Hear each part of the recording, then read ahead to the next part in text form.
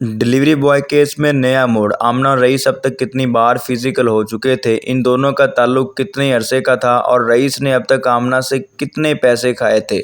जिस रात रईस को कत्ल किया गया उस रात आमना और रईस क्या करते पकड़े गए। रईस के भतीजे का बड़ा इंकशाफ, रईस की मौत की असली कहानी जानते हैं रईस के भतीजे की ज़ुबानी। ये भी बात बड़ी वायरल है कि वो जो आमना है रईस से पैसे खाती रही है, रईस उसको पैसे खिलाता रहा है। अगर दूसरी जानिब आमना का बयान लिया तो उसमें आमना ये कहती तो मैं तो बड़ी अमीर हूँ, वो मुझे क्या खिलाता, मैं तो खुद खिलाने वाली औरत हूँ। इस बात में कितनी रियलिटी है, रईस उससे खाता रहा है या वो रईस से खाती रही है। अच्छा, ये जो कज़न है जो रईस को छोड़ने गए, इनको इल्म था कि रईस आमना से मिलने जा रहा है उसके घर? हाँ, उन्हें पता था।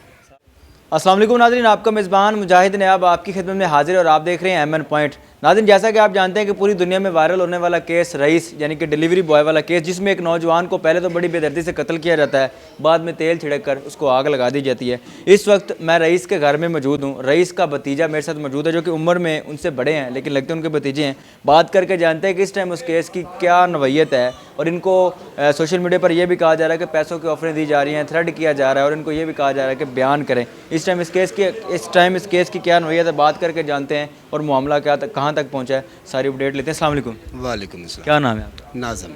नाज़म भाई, इस टाइम ये जो केस है रईस वाला, बड़ी दुनिया में हाइप पकड़ी, हर बंदे ने देखा, हर बंदे ने अपना अपना ओपिनियन दिया है। इस टाइम इस केस की क्या नवैयत है? लोग ये भी समझ रहे हैं कि केस ख़त्म हो गया है, आप लोग जो हैं वो सुलह की तरफ जा रहे हैं, क्या नवैयत है केस की? बहुत सारी बातें सामने आई हैं, लोग बहुत कुछ कह रहे हैं, लेकिन ऐसा कुछ भी नहीं है। ना तो हमारी तरफ कोई आया है, ना किसी ने कोई पैसों की ऑफ़र की है, ना कोई ऐसी कोई बात नहीं है। आपके अलावा हमें और भी कईयों ने ऐसी बात की है, लेकिन हमारा सुलह वाला कोई चक्कर नहीं है, ना हमने सुलह करनी है, ठीक है ना। और इंशाल्लाह हमारी कोशिश यही है कि हम कानून को साथ लेके उनको फांसी के फंदे तक पहुंचाएं। हमें फरहान की जो बीवी है आमना, उसका रईस के साथ रिलेशन था, इनके ताल्लुकात थे, इस बात में कितनी सदाकत है, साफ अल्फाज में? सर देखिए, जब तक हमें नहीं पता था तो नहीं पता था। जब हमारे साथ ये वकूवा हो गया ना, फिर बहुत सारी बातें सामने आई हैं। जैसे कि ये CDR होती है, मोबाइल की फोरेंसिक्स होती है, हर चीज़ें हमारे सामने आ गई हैं। बहुत सारी कॉलें हैं, बहुत सारे मैसेज है, आउटकमिंग है, इनकमिंग है। उनका अफेयर था तो इतनी कॉलें हुई हैं ना। ये बिल्कुल ठीक है कि उनका पिछले को 5-6 महीने से अफेयर चल रहा था, लेकिन हमें नहीं पता था। हमें पता चलता तब जब ये हमारे साथ ये वकूवा होता है। नहीं, हमारे साथ किसी ने कोई बात नहीं। वो ठीक है, चाचू था मेरा, लेकिन उम्र से छोटा था, लेकिन मेरी गैदरिंग नहीं थी उसके साथ ना। छोटे कज़न थे, उनके साथ थी, लेकिन ये उनसे ही हमें पता चला बाद में ये सारी बातों का। ये भी बात बड़ी वायरल है कि वो जो आमना है रईस से पैसे खाती रही है, रईस उसको पैसे खिलाता रहा है। अगर दूसरी जानिब आमना का बयान लिया तो उसमें आमना ये कहती तो मैं तो बड़ी अमीर हूँ, वो मुझे क्या खिलाता, मैं तो खुद खिलाने वाली औरत हूँ। इस बात में कितनी रियलिटी है, रईस उससे खाता रहा है या वो रईस से खाती रही है? मेरा ख्याल है इसमें कोई भी ऐसी बात नहीं है, कंफर्म नहीं है, शायद नहीं। इसके बारे में वैसे नहीं पता मुझे कि वो खाती रही कि नहीं खाती रही, लेकिन अफेयर के बारे में पता। पिछले 5-6 महीने से अफेयर चल रहा था। आउटिंग पे जाते थे, रेस्टोरेंट में जाते थे, या वो घर में मिलते थे, बाहर मिलते थे। अब हमें नहीं पता खर्चा किसका होता था। फरहान का अब्बास आते खुद मैंने इंटरव्यू किया है, उसमें वो खुद ये बात जाहिर करता है कि मैं अमीर हूँ, पैसे वाला हूँ, मैं 2-4 महीने बाद पैसे दूंगा, इस केस को रफा दफा कर दूंगा। किस तरह हो सकता है?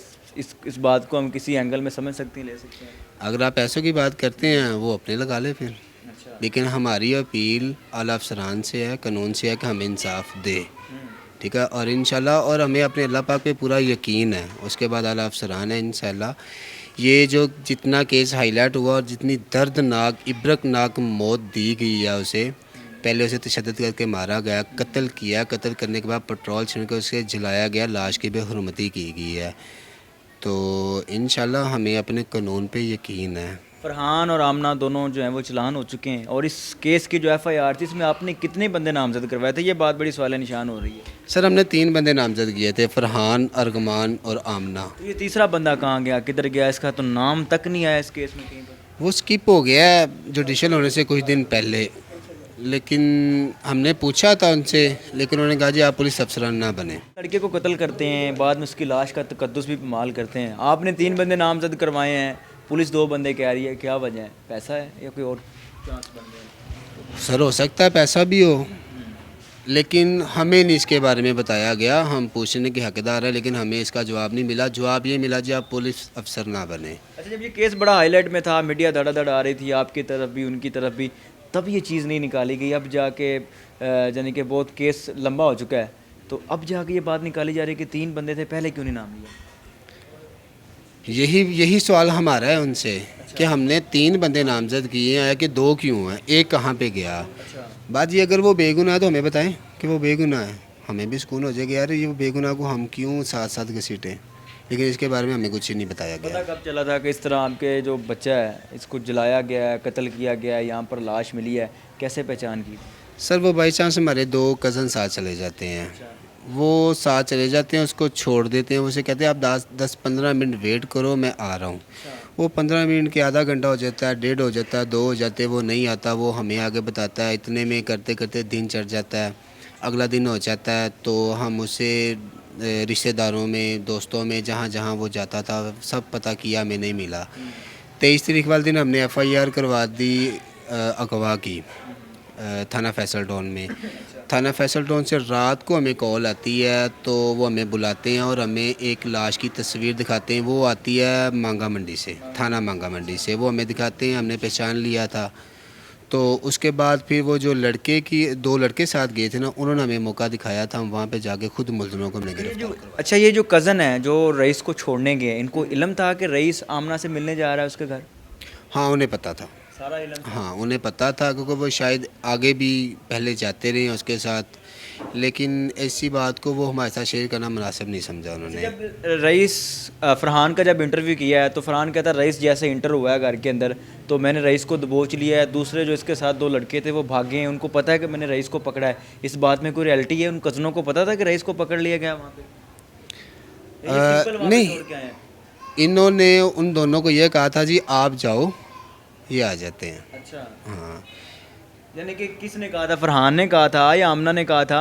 जब रईस वहाँ पर गया, जाहिर सी बात है अगर फरहान ने पकड़ा है तो वहाँ पर हल्ला गुल्ला होगा। जब आप किसी शख्स को पकड़ते हैं, दबोचते हैं तो शोर होता है। साथ जो 2 कज़न गए थे उनको इल्म होगा कि पकड़ा गया, या रईस बड़े तरीके से अंदर गया कमरे में, या कमरे में ले जाकर दबोचा गया?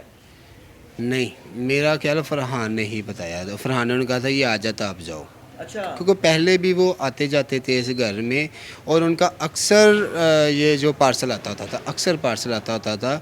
और आमना खातून के ये मुँह की भी बात है कि मैं अक्सर पार्सल मंगवाया करती थी। तकरीबन जो भी चीज़ आए मैं पार्सल ही करवाया करती थी। इस टाइम आप क्या चाहते हैं और फरहान की वालदा, फरहान की बहनें, घर वाले चाहते क्या हैं? इंसाफ। अल्लाह ना करे अगर उसको छोड़ दिया जाता है, उसकी किसी तरीके से मुमकिन हो जाता है, उसकी ज़मानत हो जाती है, सज़ा नहीं मिलती, आप क्या करेंगे? अल्लाह ना ही करे, ऐसा ना ही हो। इंशाल्लाह अल्लाह खैर करेगा। हम भी अपनी जिन जान लगा रहे हैं और इंशाल्लाह हमें इंसाफ मिलेगा। मसलन अभी तक कोई किसी किस्म की डील नहीं हुई और ना ही आप डील करेंगे। अगर पैसों की ऑफ़र की जाती है या थ्रेट किया जाता है, धमकियाँ दी जाती हैं, तो कोई डील का कोई अमकान? बिल्कुल सर, ये उनकी कोशिश नाकाम है। हमने कोई डील नहीं करनी।